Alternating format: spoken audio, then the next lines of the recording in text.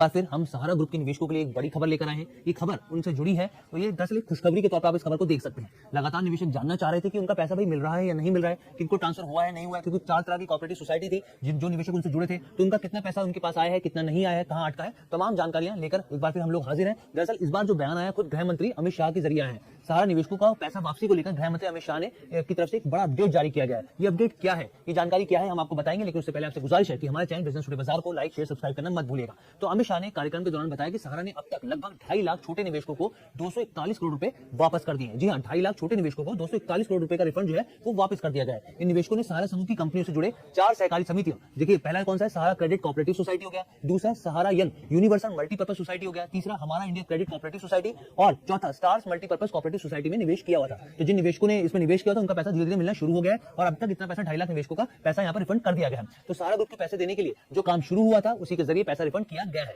इसमें रिफंड के लिए करीब 1.5 करोड़ लोगों ने रजिस्ट्रेशन किया था। जानकारी अमित शाह ने दी है, करीब 1.5 करोड़ लोगों ने इसका रजिस्ट्रेशन किया था। साथ ही मंत्री जी ने कहा, यह भी कहना है कि लगभग 1.5 करोड़ निवेशकों ने पोर्टल पर जो अपना पंजीकरण किया था और अब करीब 2.5 लाख निवेशकों को 241 करोड़ रुपए का रिफंड जो है वापस कर दिया गया है। इस पोर्टल पर कुल मिलाकर 19,999 रुपए तक के दावे स्वीकार किए जाएंगे, यानी कि जिनका भी अमाउंट जो है बकाया 20,000 रुपए तक का है वो यहाँ पर अप्लाई कर सकते हैं, उनका ये अमाउंट मिल जाएगा। और साथ में बताया भी कहते हैं कि धीरे धीरे करके पहले 10,000 20,000 और जैसे जैसे रिफंड का अमाउंट बढ़ेगा उस तरीके से रिफंड मिलना शुरू हो जाएगा। और ये अब इसी प्रक्रिया की तरफ आगे बढ़ता हुआ दिख रहा है। पिछले साल 2023 में 4 अगस्त को अमित शाह ने CRC यानी कि central registrar of cooperative society और सहारा रिफंड पोर्टल के जरिए सहारा ग्रुप की सहकारी समितियों के असली यानी कि जो वास्तविक डिपॉजिटर हैं उनको रिफंड की पहली किस्त जारी की थी। इस पहली किस्त में 112 लाभार्थियों के बैंक खाते में करीब 10-10 हजार रुपए की धनराशि ट्रांसफर की गई थी। ये भी हमने आपको खबर दी थी, उस पर हम लोगों ने एक बार दोबारा आपको समझा कि एक बार जानकारी दे दें। यहाँ पर आपको बता दें कि 29 मार्च 2023 को अपने आदेश में सुप्रीम कोर्ट ने निर्देश दिया था कि सहारा ग्रुप के वास्तविक जमाकर्ताओं के वैध बकाये के भुगतान के लिए सहारा सैबी रिफंड खाते से 5,000 करोड़ रुपए central registrar of cooperative society में ट्रांसफर किए जाने चाहिए। सुप्रीम कोर्ट के आदेश के बाद ही सहकारिता मंत्रालय ने पोर्टल बनाया था और इसके बाद